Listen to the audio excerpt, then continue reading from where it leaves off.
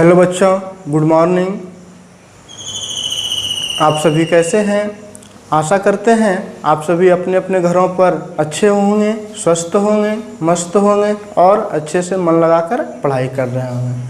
तो आज चलिए क्लास 8 का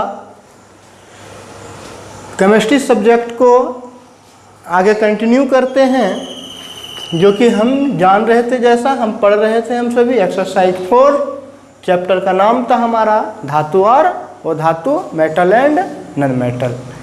इस चैप्टर में हम लोगों ने पढ़ा था धातु क्या है, वो धातु क्या है, और जो है हमने धातु के भौतिक गुणों की चर्चा कर चुके थे।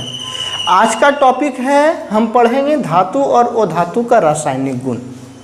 तो आज चलिए हम पढ़ते हैं कि धातु के, आज हमारा न्यू टॉपिक होगा धातु के रासायनिक गुण। धातु के रासायनिक गुण। जी हाँ बच्चों, आज का हमारा टॉपिक है धातु के रासायनिक गुण। तो जानेंगे धातु के रासायनिक गुण के बारे में। तो आइए सबसे पहला गुण जानते हैं कि धातु का ऑक्सीजन के साथ अभिक्रिया है ना। अगर इसको ऑक्सीजन के साथ अभिक्रिया,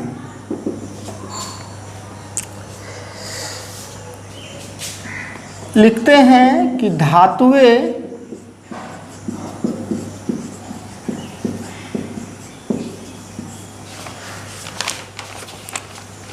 ऑक्सीजन के साथ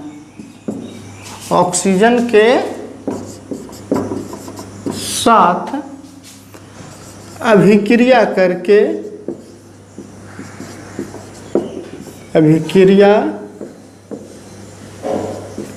करके ऑक्साइड बनाती है। ऑक्साइड बनाती है। हमने जाना कि ऑक्सीजन के साथ अगर कोई भी धातु अगर ऑक्सीजन के साथ अभिक्रिया करता है तो वह उस धातु का ऑक्साइड बनाता है। इसलिए मैंने लिखा धातुएं ऑक्सीजन के साथ अभिक्रिया करके ऑक्साइड बनाती है। जैसे एक कोई एग्जांपल लेते हैं, जैसे मान लीजिए कि यह मैग्नीशियम Mg, यह मैग्नीशियम का संकेत है। जब किससे अभिक्रिया करेगा? ऑक्सीजन के साथ, तो ऑक्सीजन का फॉर्मूला होता है O2, है ना। ये Mg क्या है? Mg मैग्नीशियम है, यह एक एलिमेंट है और वो ऑक्सीजन है ना। तो जब ये दोनों अभिक्रिया करता है तो मैग्नीशियम ऑक्साइड बनता है MgO, है ना। और इसको बैलेंस करने के लिए मैग्नीशियम के आगे 2 लगेगा, है ना। इसके आगे भी आपका 2 लगेगा। ऐसा इसलिए किए क्योंकि LHS और RHS होना चाहिए। डेट मीन्स आपका समीकरण जो है संतुलित होना बहुत ही जरूरी है। तो ऑक्सीजन के साथ अभिक्रिया करके 2 Mg इधर भी है, 2 मैग्नीशियम इधर भी है, 2 ऑक्सीजन इधर भी और 2 ऑक्सीजन इधर भी है। तो यह जो आपका रिएक्शन है, यह जो आपका अभिक्रिया है, यह बैलेंस्ड रिएक्शन है। डेट मीन्स संतुलित अभिक्रिया है। तो आपने देखा कि ऑक्सीजन के साथ अगर किसी धातु का जो है अभिक्रिया कराते हैं तो वह उसी धातु का ऑक्साइड बनाता है। जैसे मैंने एक उदाहरण स्वरूप मैग्नीशियम और मैग्नीशियम को ऑक्सीजन से अभिक्रिया कराया तो देखें हमें magnesium oxide that means 2MgO प्राप्त हुआ। उसी तरह से इसका दूसरा नियम देखते हैं, जल के साथ अभिक्रिया। अगर किसी धातु का जल के साथ अभिक्रिया कराएं, जल के साथ अभिक्रिया, है ना, किसी धातु का जल के साथ अभिक्रिया। तो लिखेंगे धातु जल के साथ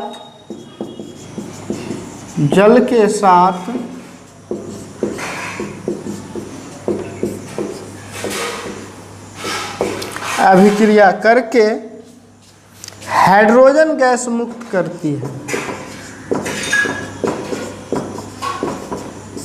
हाइड्रोजन गैस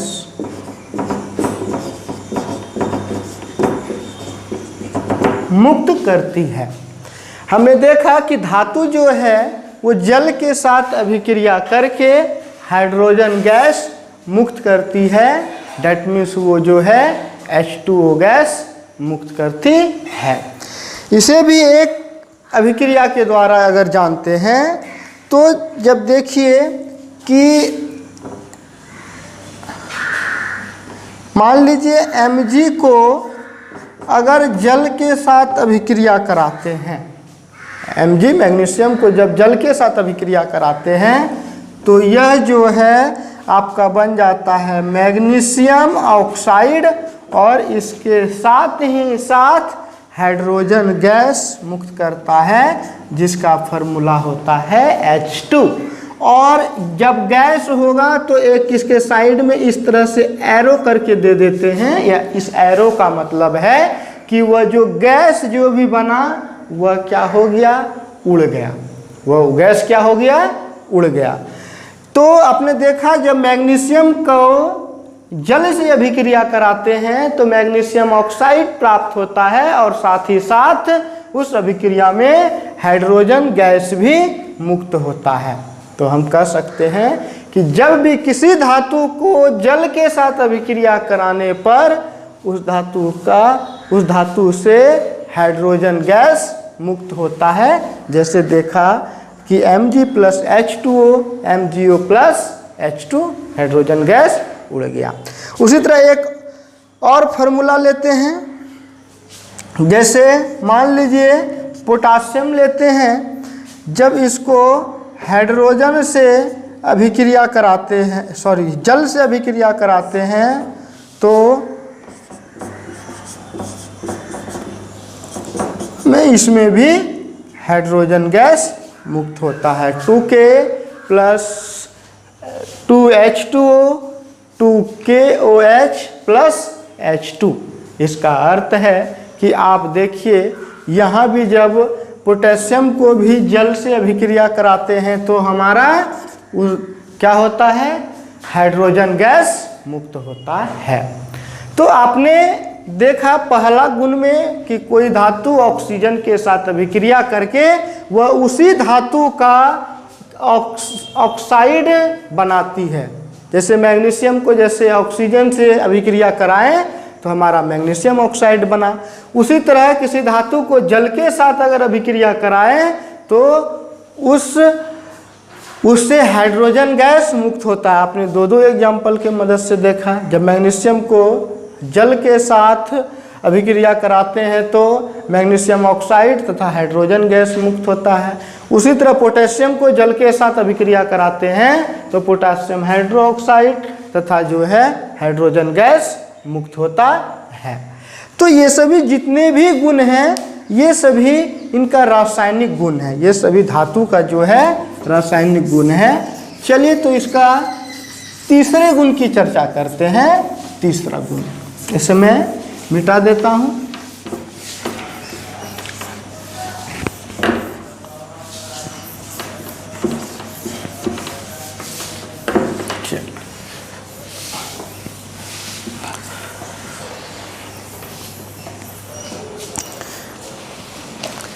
चलिए अब जो है हम लोग अभिक्रिया करवाएंगे किसी धातु का अम्ल के साथ अभिक्रिया। किसी धातु का जो भी रिएक्शन कराएंगे वह रिएक्शन होगा हमारा अम्ल के साथ।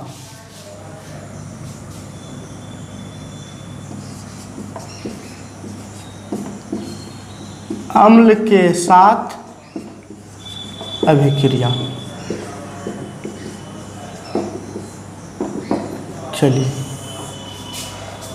धातुएं अम्ल के साथ अभिक्रिया करके भी धातुएं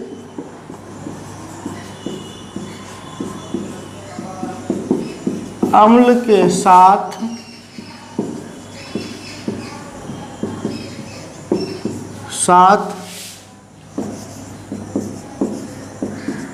अभिक्रिया करके हाइड्रोजन गैस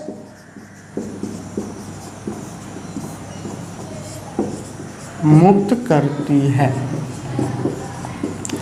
याद रखेंगे, धातु जल के साथ भी अभिक्रिया करके हाइड्रोजन गैस मुक्त करता है और अम्ल के साथ भी अभिक्रिया करके हाइड्रोजन गैस मुक्त करता है। जैसे इसको देखते हैं कि सोडियम को जब हम HCl से हाइड्रोक्लोरिक अम्ल से अभिक्रिया करवाते हैं तो यह जो है NaCl सोडियम क्लोराइड और इसके साथ साथ हाइड्रोजन गैस भी मुक्त करता है। इसको बैलेंस कर, इधर भी 2 लग जाएगा, इधर भी 2 लगेगा, है ना, और यहाँ भी 2 लगेगा।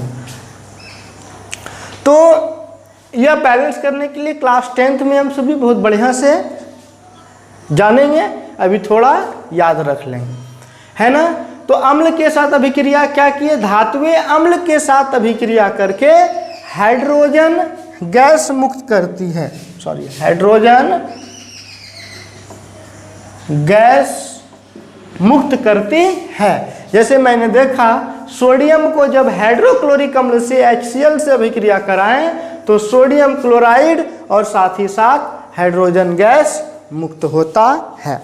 उसी तरह एक और देखते हैं, जब मैग्नीशियम को हाइड्रोजन क्लोराइड से अभिक्रिया कराते हैं तो मैग्नीशियम क्लोराइड MgCl2 प्राप्त होता है और साथ ही साथ हाइड्रोजन गैस भी मुक्त होता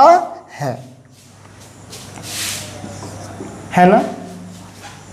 तो आपने देखा कि मैग्नीशियम को हाइड्रोक्लोरिक अम्ल से अभिक्रिया कराने पर मैग्नीशियम क्लोराइड और इसके साथ साथ हाइड्रोजन गैस भी मुक्त होता है। तो ये सभी जितने भी आप जितना भी पढ़ रहे हैं ये सभी जो है आपका धातु का रासायनिक गुण है, केमिकल प्रॉपर्टीज है। चलिए अब पढ़ते हैं धातु की अन्य धातुओं के साथ लवण। इसे मिटा देते हैं आगे।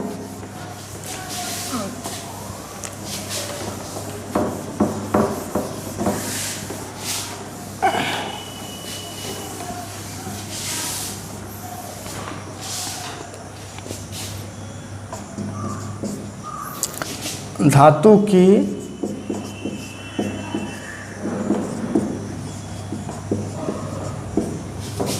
अन्य धातु के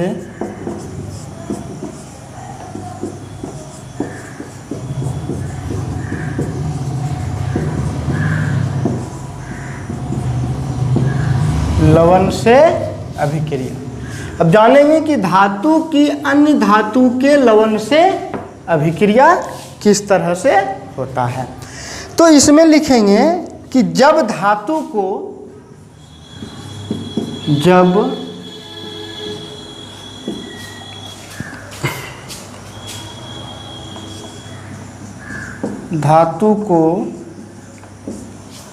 अन्य धातुओं के लवण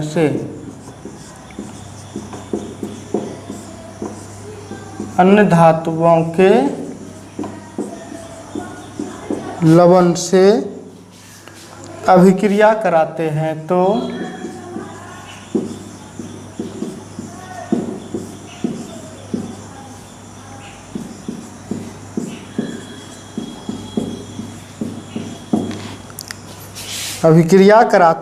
तो अधिक क्रियाशील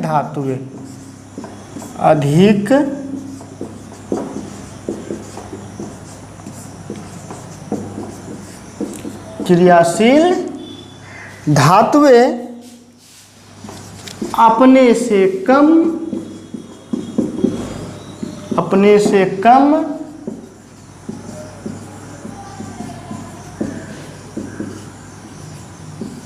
अभिक्रियाशील धातु को विस्थापित कर देता है। विस्थापित करने से मतलब है हटा देता है। जी हाँ, आपने जाना कि धातु की अन्य धातु के लवण से अभिक्रिया, कोई धातु जो है किसी दूसरे लवण से अभिक्रिया करता है, तो बोला जब धातु को अन्य धातुओं के लवण से अभिक्रिया कराते हैं तो अधिक क्रियाशील धातु जो बहुत एक्टिव मेटल है अपने से कम अभिक्रियाशील धातु को विस्थापित कर देता है। डेट मीन्स अपने से अलग कर देता है। जैसे देखेंगे, मान लीजिए जिंक है, यह कॉपर सल्फेट CuSO4 से अभिक्रिया करता है, तो आप देखेंगे कि जिंक जो है यह कॉपर सल्फेट जो है कॉपर को अलग करके जिंक के साथ जुड़ जाता है। जैसे हो जाएगा कि ZnSO4 + Cu। जब जिंक को कॉपर सल्फेट से अभिक्रिया करवाते हैं तो कॉपर सल्फेट के विलयन से कॉपर को क्या कर विस्थापित कर दिया जाता है। डेट मीन्स अलग कर दिया जाता है। तो आप देखिए, जैसे कॉपर को अलग हुआ, कॉपर सल्फेट के विलयन से कॉपर अलग होकर वहाँ सल्फेट के साथ जिंक जुड़ जाता है और बन जाता है जिंक सल्फेट, और कॉपर को अलग कर दिया, इसलिए मैंने उसे अलग करके लिखा। आइए एक दूसरा और लोहा लेते हैं। Fe जो हमारा संकेत है, यह लोहा का संकेत है, आयरन जिसको बोलते हैं। जब इसको लोहा को कॉपर सल्फेट के विलयन से अभिक्रिया कराते हैं, जब लोहा को कॉपर सल्फेट से अभिक्रिया कराते हैं तो इस कॉपर सल्फेट के विलयन से कॉपर विस्थापित हो जाता है और लोहा ऐड हो जाता है। तो बताइए क्या बनेगा? कॉपर को अलग करेंगे तो क्या होगा? FeSO4 ferrous sulphate plus Cu copper. तो इस तरह, इसलिए मैंने लिखा कि जब धातु को अन्य धातुओं के लवण से अभिक्रिया कराते हैं तो अधिक क्रियाशील धातु अपने से कम अभिक्रियाशील धातु को विस्थापित कर देता है, अलग कर देता है। जैसे कॉपर की अपेक्षा जिंक जो है यहाँ पर अधिक अभिक्रियाशील धातु है, इसलिए कॉपर को अलग कर दिया। यहाँ पे लोहा अधिक था तो कॉपर को अलग कर दिया। तो इसलिए हमने उदाहरण के अनुसार भी समझा कि जब धातु को अन्य धातुओं के लवण से अभिक्रिया कराते हैं तो अधिक क्रियाशील धातु अपने से कम क्रियाशील धातु को अपने से विस्थापित कर देता है। विस्थापित करने का अर्थ है अपने से अलग कर देता है और अधिक क्रियाशील धातु के साथ जुड़ जाता है। तो इस तरह से आपने देखा धातु के 4 रासायनिक गुण।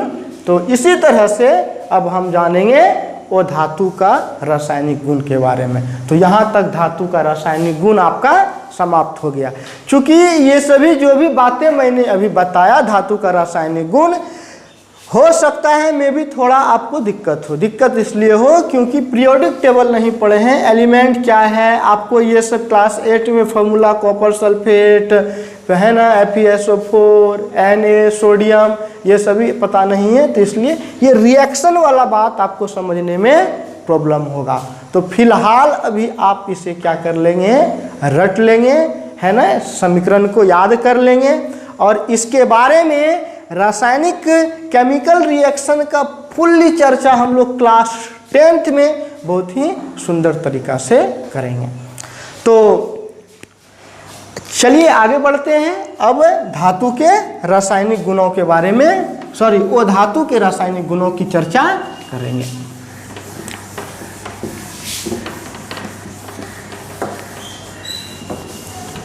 हमारा न्यू टॉपिक होगा और धातु के रासायनिक गुण। आप सभी बच्चे इस वीडियो को ज़्यादा से ज़्यादा लाइक करें, शेयर करें और सब्सक्राइब करें, और सब्सक्राइब करने के साथ ही बेल आइकन को ऑल में जाकर जरूर उसे दबाएं। चलिए, तो न्यू टॉपिक है वो धातु के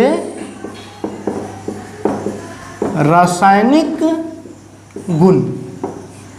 हमने पिछले क्लास में पढ़ा था, धातु के भौतिक गुणों की चर्चा किए थे और धातु के रासायनिक गुणों के भी चर्चा किए थे। चलिए, वो धातु में हमारा पहला नंबर गुण होगा ऑक्सीजन के साथ अभिक्रिया।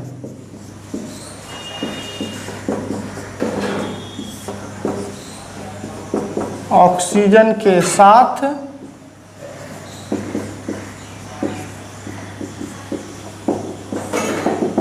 अभिक्रिया। इसमें वो धातु ऑक्सीजन के साथ अभिक्रिया करके वो धातु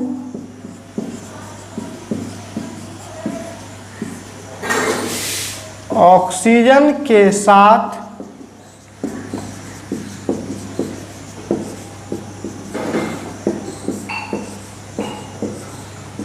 अभिक्रिया करके अम्लीय ऑक्साइड बनाती है। अम्लीय ऑक्साइड बनाती है। ये ऑक्साइड जल में घुलकर ये ऑक्साइड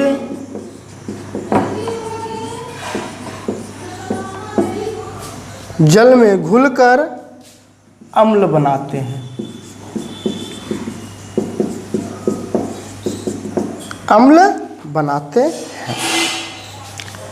चलिए, मैंने आपको बताया कि वो धातु जो है वो ऑक्सीजन के साथ अभिक्रिया करके जो है क्या बनाते हैं, अम्लीय ऑक्साइड बनाती है, और ये ऑक्साइड जो है जल में घुलकर अम्ल बनाते हैं। जैसे मान लीजिए कार्बन जो है ऑक्सीजन से अभिक्रिया करके कार्बन डाइऑक्साइड बनाता है। उसी तरह से कार्बन डाइऑक्साइड को अगर जल से मिला दें, है ना, तो ये बना लेगा H2CO3, है ना। तो इस तरह से यह क्या होता है, रिएक्शन करता है। इसलिए मैंने लिखा वो धातु ऑक्सीजन के साथ अभिक्रिया करके अम्लीय ऑक्साइड बनाती है, और ये ऑक्साइड जल में घुलकर जो है अम्ल बनाते हैं। चलिए, जैसे आपका देखें ऑक्सीजन अभिक्रिया करके कार्बन डाइऑक्साइड बनाया, तो उस तरह से होता है। तो कुछ रिएक्शन है, 2-4 रिएक्शन ही है मात्र, उसको आप सभी याद कर लेंगे, है ना।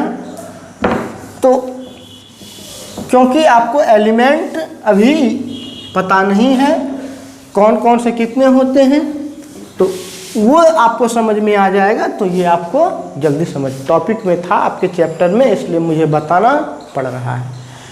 हो सकता है कुछ बच्चों को समझ में नहीं आए, तो वो स्टेटमेंट समझ के सिर्फ रिएक्शन को, अभिक्रिया को याद कर लेंगे। चलिए, दूसरा, वो धातु को जल से अभिक्रिया कराते हैं। जल के साथ अभिक्रिया।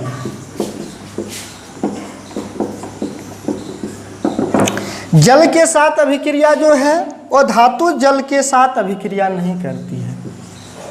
वो धातु जो है जल के साथ अभिक्रिया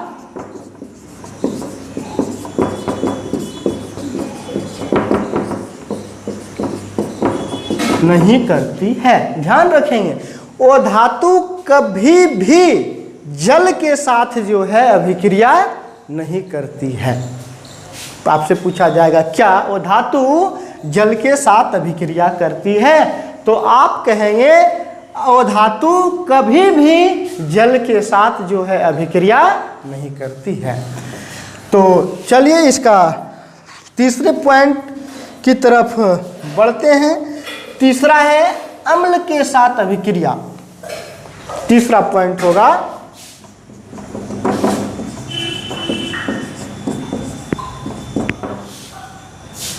अम्ल के साथ अभिक्रिया। इसमें वो धातु अम्ल के साथ जो है प्रायः अभिक्रिया नहीं करती है। वो धातु अम्ल के साथ जो है प्रायः अभिक्रिया नहीं करती है, लेकिन कुछ वो धातु जो है, कुछ वो धातु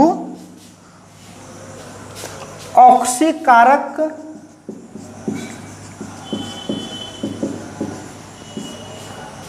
अम्ल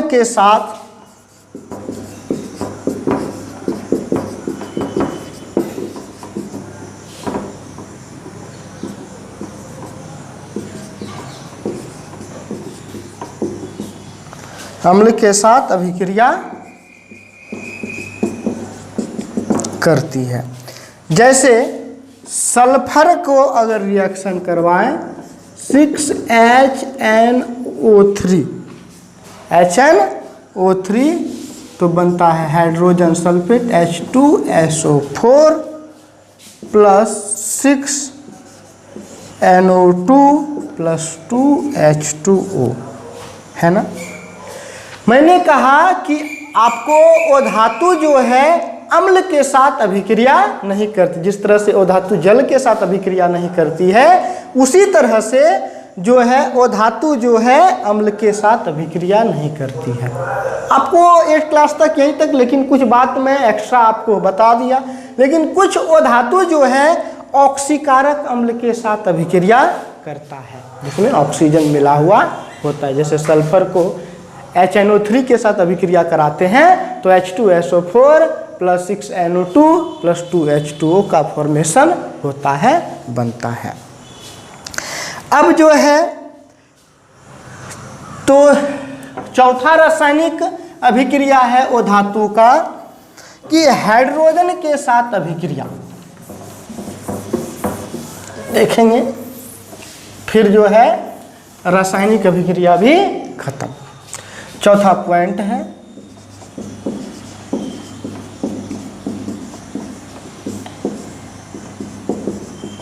हाइड्रोजन के साथ अभिक्रिया। वो धातु जो है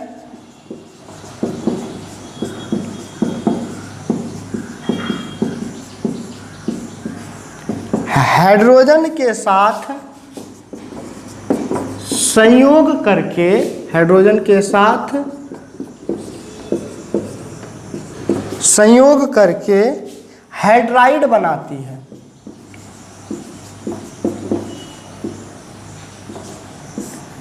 हाइड्राइड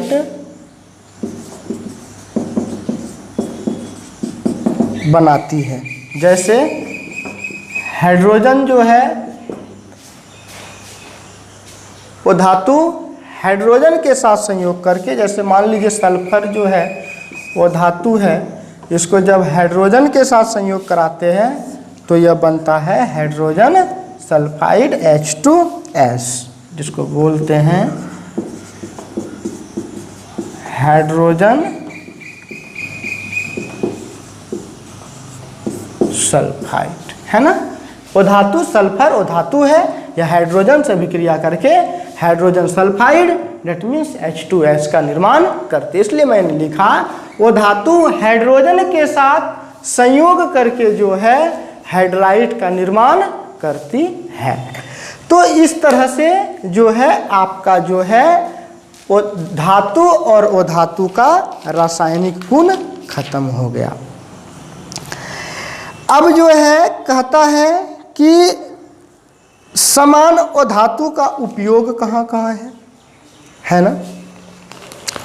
तो आप देखते हैं कि आपके डेली लाइफ में जो है वो धातु का उपयोग जो है दैनिक जीवन में बहुत जगह है, जैसे यौगिकों के निर्माण में, है ना, दवाओं के निर्माण में, उद्योगों में, उर्वरक में, विस्फोटक के रूप में, है ना, इन सभी जगह वो धातुओं के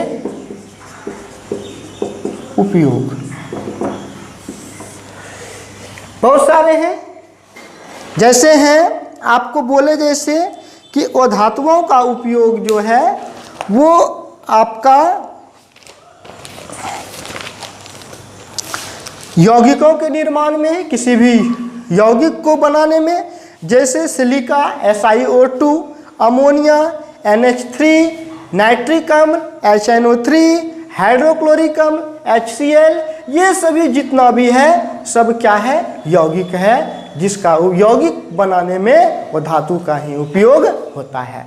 दूसरा है दवाओं के निर्माण में। जी हाँ, इस वो धातु का जो भी वो धातु है उसका उपयोग दवाओं के निर्माण में भी किया जाता है। जैसे नाइट्रोजन हो गया, गंधक हो गया, इन सभी का उपयोग दवाओं के बनाने में होता है। फास्फोरस का उपयोग जो है चूहा मारने वाले विष तैयार करने में होता है। आपके घरों में जो चूहा मारने का दवाई आता है उसमें फास्फोरस होता है। तो अब फास्फोरस क्या है आपका, वो धातु है। चर्म रोगों में गंधक के मलहम का उपयोग औषधि के रूप में होता है। सल्फा ड्रग की टिकिया घावों को सुखाने के लिए तथा दस्त रोकने में प्रयुक्त की जाती है। गंधक का उपयोग जीवाणुओं और कीटाणुओं को नष्ट करने में होता है, क्योंकि क्लोरीन में रोगाणुओं को मारने की क्षमता होती है। अतः क्लोरीन टिकिया का उपयोग पीने के जल को शुद्ध करने में भी किया जाता है। टिंचर आयोडीन, जो अल्कोहल में जो भी आयोडीन होता है, का उपयोग कटे स्थानों तथा घावों को साफ करने के लिए किया जाता है, क्योंकि इसमें एंटीसेप्टिक का गुण होता है। ब्रोमीन, उसी तरह से ब्रोमीन का उपयोग कीटनाशक बनाने में होता है। हाइपोफॉस्फाइट आदि यौगिक बलवर्धक औषधियों के निर्माण में प्रयुक्त होता है। तो आप इस तरह देखते हैं कि वो धातु का उपयोग जो है हमारे डेली लाइफ में अलग अलग जगह है। उसी तरह वो धातु का उपयोग जो है उद्योगों में भी है ना। जैसे वो धातुओं एवं उनके यौगिकों का उद्योगों में बड़े पैमाने पर उपयोग होता है। जैसे ऑक्सी हाइड्रोजन और ऑक्सी एसिटिलीन ज्वाला धातुओं को काटने में, जोड़ने में आदि कार्यों में प्रयुक्त होता है। फोटोग्राफी उद्योग में सिल्वर आयोडाइड बनाने में आयोडीन का उपयोग होता है। फोटोग्राफी की प्लेट बनाने में ब्रोमीन का उपयोग होता है। इस तरह से ढेरों उपयोग जो है वो धातु का उद्योगों में भी होता है। और इसके साथ साथ वो धातु का उपयोग उर्वरक बनाने में भी होता है। जैसे नाइट्रोजन के यौगिक अमोनियम नाइट्रेट, जिसका फॉर्मूला NH4NO3 होता है। अमोनियम सल्फेट NH4 का होल 2 × SO4 होता है। अमोनियम फॉस्फेट NH4 का होल 3 PO4 आदि का उपयोग उर्वरक के रूप में, टटमिस उर्वरक बनाने में किया जाता है। उसी तरह से वो धातु का उपयोग जो है विस्फोटकों के निर्माण में भी, पटाखा के निर्माण में भी होता है। जैसे नाइट्रिक अम्ल का उपयोग जो है नाइट्रोग्लिसरीन और TNT नामक विस्फोटक के निर्माण में भी वो धातु का उपयोग होता है। जैसे फास्फोरस का उपयोग जो है आतिशबाजी, जैसे बम धमाका पटाखा आवाज़ जो करता है, आतिशबाजी के सामान बनाने में होता है। फास्फोरस का उपयोग जो है अग्नि बम एवं धूम बम बनाने में भी होता है। और फास्फोरस क्या है, वो धातु है। तो इस तरह से फास्फोरस का उपयोग जो होता है अलग अलग जगह में। अभिकर्मक के रूप में भी होता है। जैसे प्रयोगशाला में जहाँ प्रयोग किया जाता है, नए नए विषय वस्तु पर रिसर्च किया जाता है, वहाँ नाइट्रोजन आदि का उपयोग अभिकर्मक के रूप में किया जाता है। अभिकर्मक क्या होता है, किसी भी रिएक्शन को फास्ट करवाना हो, स्लो करवाना हो, वहाँ इन सब का उपयोग किया जाता है। रॉकेट ईंधन में भी, हाँ जी हाँ, आजकल द्रवीभूत ऑक्सीजन का उपयोग जो है रॉकेट ईंधन में भी किया जाता है। साथ ही रेफ्रिजरेशन में जो आप देखते होंगे, फ्रिज जो है उसमें भी वो धातु का उपयोग होता है। अमोनिया सुगमता पूर्वक द्रवीभूत होता है तथा द्रवित अमोनिया के वाष्पन के फलस्वरूप ठंडक उत्पन्न होती है। इसी गुण के कारण द्रवित अमोनिया का उपयोग रेफ्रिजरेटरों में बर्फ जमाने के काम में होता है। तो इस तरह से आपने देखा है कि हमारे दैनिक जीवन में वो धातुओं का ढेरों उपयोग है और उसका उपयोग अलग अलग जगह में बहुत ही महत्वपूर्ण है। इस तरह से हमारा डेली लाइफ चलता है और आपका वो धातु का उपयोग खत्म हो गया और इसके साथ ही यह चैप्टर भी आपका खत्म हो गया। इस चैप्टर का क्वेश्चन आंसर का लिंक मैं आज शाम तक वीडियो के डिस्क्रिप्शन बॉक्स में डाल दूंगा, आप शेयर कर लेंगे और परसों जो है 7 बजे के पहले होमवर्क अपना सेंड कर देंगे। तो आज का क्लास यहीं पे समाप्त करते हैं। नेक्स्ट क्लास में एक न्यू चैप्टर लेके आएंगे, है ना। तो आप सभी बच्चे घर पर रहें, सुरक्षित रहें, मन लगाकर पढ़ाई करें और साथ ही अपना ख्याल भी रखें। और इस वीडियो को ज़्यादा से ज़्यादा लाइक करें, सब्सक्राइब करें, है ना।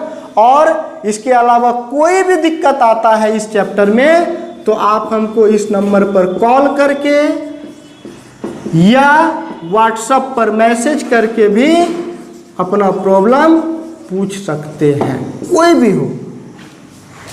ये हमारा व्हाट्सएप नंबर है। तो आज यहीं तक रहने देते हैं। धन्यवाद।